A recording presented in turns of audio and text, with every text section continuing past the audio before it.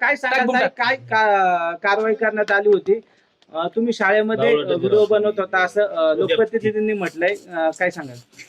आता सगळ्यांचं असं म्हणणं आहे की मी जो व्हिडिओ टाकला त्या व्हिडिओवर त्यांनी माझी कारवाई, आता जे त्यांची पोल खोलली गेली म्हणजे जे सत्य बाहेर आले, पण आता त्यांचं काय म्हणणं आहे की तुम्ही शैक्षणिक म्हणजे मुलांचं शिक्षण घ्यायचं सोडून तुम्ही बाकीचे व्हिडिओ तयार करतायत, म्हणजे हे आता परत कुठेतरी खोटे आरोप लावायला लागले ते.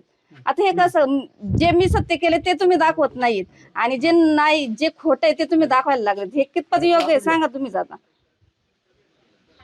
पण आता याच्यात दुसरी बाजू जर पाहिली तर तुम्ही असं म्हटलं की यापूर्वी अनेक दिवसापासून असाच आहार येत होता. अनेक दिवसापासून, आता मला अंगणवाडी सेवेत 18 वर्ष पूर्ण झालेली आहेत. तर जेव्हा मी लागले तेव्हा आमचा बचत गटाचा आहार होता.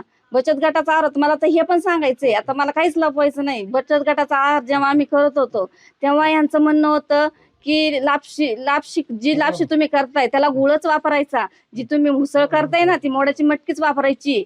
कितीतरी त्याच्यावर आमच्यावर ऍक्शन घेतलेली. आणि आता तुमचा फेडरेशनचा अर्ज येतो तर तुमच्या फेडरेशनच्या लापशीला साखर येते ती चालती, तुमचा वाटाणे पांढरा वाटाणा नसणारा पांढरा वाटाणा येतोय तो चालतोय, मग त्यावेळेस तुमचं सगळं चालून जाते. आणि आम्ही जेव्हा बचत गटाचा आहार करतो तेव्हा ते तुम्हाला मान्य नव्हतं.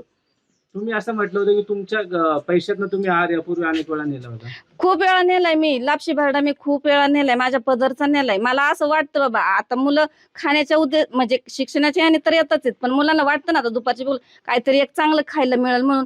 मग आता जो तो शासनाचा जर आहार येतोय ना, फेडरेशनचा जो आहार येतोय तो जर लापशी भरडा शिजतच नाहीये तर मग त्या मुलांकडे मला नाही पाहत, शपथ माझ्या डोळ्यात पाणी येते, मला नाही पाहत. मी स्वतः माझ्या खिशातले पैसे घालते आणि लापशी भरडा घेऊन जाते मुलांना तो शिजवण्यासाठी खाण्यासाठी. यापूर्वी तुम्ही असं म्हटलं होतं की काही जे घरगुती आहार दिला जातो त्या सुद्धा निकृष्ट दर्जाचे लोक नेत नाही. अहो तो तर आहार कुणी खात पण नाही, नेत पण नाही, त्याला कुणी विचारत पण नाही. पण आणि तो पण आम्हाला एकदम 4-4 महिन्यांचा तुम्ही माल आणून टाकताय, 4-4 महिन्याची वाटणी करायची, तुम्हाला अहवाल सादर करायचा. बरं 2 महिने तुम्ही आधीच मागणी देताय, तो जो आहार तयार होऊन येतो तो 2 महिने जर आधीच तयार होऊन येतोय, त्याच्यानंतर तो 4 महिन्यांचा येतोय, म्हणजे त्याच्यात तो जो पॅकिंग होतो त्याच्यात सगळं मिक्स असते, त्याचा वास येतो. त्याच्यात आता अनेक वेळा बातम्या पण झाल्या, त्याच्यात कुठं उंदीर निघल, कुठं पाल निघेल, कुठं उंदराच्या लेंड्या निघतात, ते खाऊ घालायचं का आम्ही मुलांना? म्हणजे काही झालं तरी अंगणवाडी सेविका त्याला जबाबदार.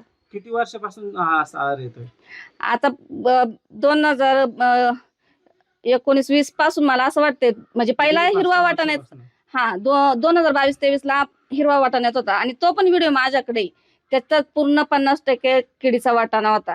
मी ते खोटं बोलत नाही, मी ते पण तुम्हाला दाखवू शकते, किडीचा वाटाणा होता तो. आणि आता तो वाटाणा बंद केला आणि आज त्यांनी तो पांढरा वाटाणा चालू केलाय. बरं आता ते प्रत्येकाने बघितलेलं आहे तो वाटाणा शिजतोय की नाही, लाईव्ह हे झालेलं आहे. तुमच्यावर कारवाई झाली निलंबनाची, काय मागणी आहे आता?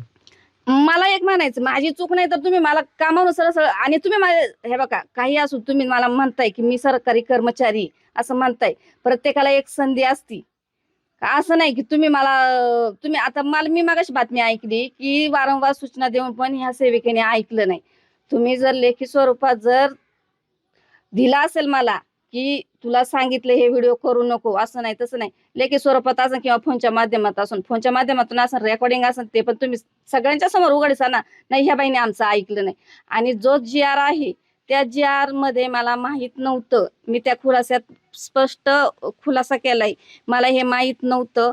जे माझ्याकडनं झालं त्याच्यात मी इथून पुढे माझ्याकडनं इमारतीचा, पदनामाचा, गणवेशाचा गैरवापर नाही होणार, हे मी खुलाशात केलेलं आहे. जय शिवराय. आंबेगाव तालुक्यातल्या एका अंगणवाडी सेविकेने रेश्मा पारधी यांनी शालेय पोषण आहाराच्या संदर्भामध्ये एक व्हिडिओ सोशल मीडियावर पोस्ट केला आणि त्यांनी सोशल मीडियावर हा व्हिडिओ पोस्ट केला म्हणून त्यांच्यावर निलंबनाची कारवाई करण्यात आली. खरं तर ही निलंबनाची कारवाई निषेधार्ह आहे. चोर सोडून संन्याशाला फाशी देण्याचा हा प्रकार आहे आणि अशी कारवाई करणाऱ्यांनी आधी 11 शिट्ट्या देऊन जे हरभरे, वाटाणे आणि काबुली चणे शिजत नाहीत ना ते आधी खाऊन दाखवावे.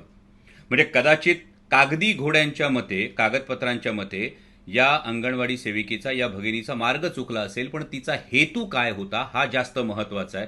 या संपूर्ण शालेय पोषण आहाराची खरेदी राज्य स्तरावर केली जाते आणि त्यामुळं या भगिनीवर कारवाई करण्याआधी हे जे कोणी ठेकेदार आहेत, हे जे कोणी पुरवठादार, कंत्राटदार आहेत, ते पुरवठादार, कंत्राटदार आणि या शालेय पोषण आहाराच्या साहित्याच्या गुणवत्तेची तपासणी करणारे अधिकारी यांच्यावर अधिक कारवाई करण्यात यावी अशी मी माननीय मुख्यमंत्री महोदयांना विनंती करतो. आणि मग त्यानंतर हे जे काही शिस्तभंग आणि इतर जे कागदी घोडे आहेत हे त्यानंतर नाचवावेत अशी माझी कळकळीची विनंती आहे. कारण काल सुद्धा जुन्नर तालुक्यामध्ये काळवाडी इथल्या शाळेच्या पोषण आहाराच्या संदर्भात तक्रारी होत्या. शालेय शिक्षण समितीची बैठक सुरू होती आणि जेव्हा माल सप्लाय करणारा टेम्पो तिथे आला तेव्हा ग्रामस्थांनी या टेम्पोतल्या साहित्याची तपासणी केली.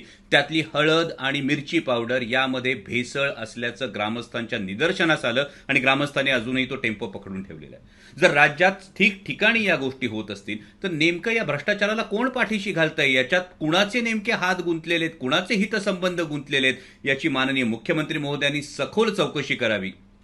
कारण जर देशाच्या भविष्याशी, या लेकरांच्या आरोग्याशी खेळून 4 पैसे काळ्या मार्गाने कमवण्याचा जर या ठेकेदारांचा किंवा यामध्ये जे गुणवत्ता तपासणारे अधिकारी आहेत त्यांचं दुर्लक्ष होत असेल तर माणूस म्हणून घ्यायला आपण कितपत पात्र आहोत याचा विचार करण्याची गरज आलेली आहे. या भगिनीच्या पाठीशी आम्ही ठामपणे उभे आहोत. त्यामुळे तिच्यावरची निलंबनाची कारवाई मागे घेऊन उलट तिचा सत्कार करण्यात यावा. कारण तिने एवढ्या मोठ्या भ्रष्टाचाराला वाचा फोडलेली आहे. आणि जर या पद्धतीनं आवाज उठवणाऱ्यांचा आवाज दडपण्याचा प्रयत्न झाला तर मग या विषयात सुद्धा आंदोलनाचा पवित्रा घ्यावा लागेल. माननीय मुख्यमंत्री महोदयांना विनंती आहे की आपण जातीनं यामध्ये लक्ष घालावं आणि यामधले हे जे कोणी कंत्राटदार आहेत आणि हे जे कोणी संबंधित अधिकारी आहेत यांच्यावर कठोरात कठोर कारवाई करावी. धन्यवाद.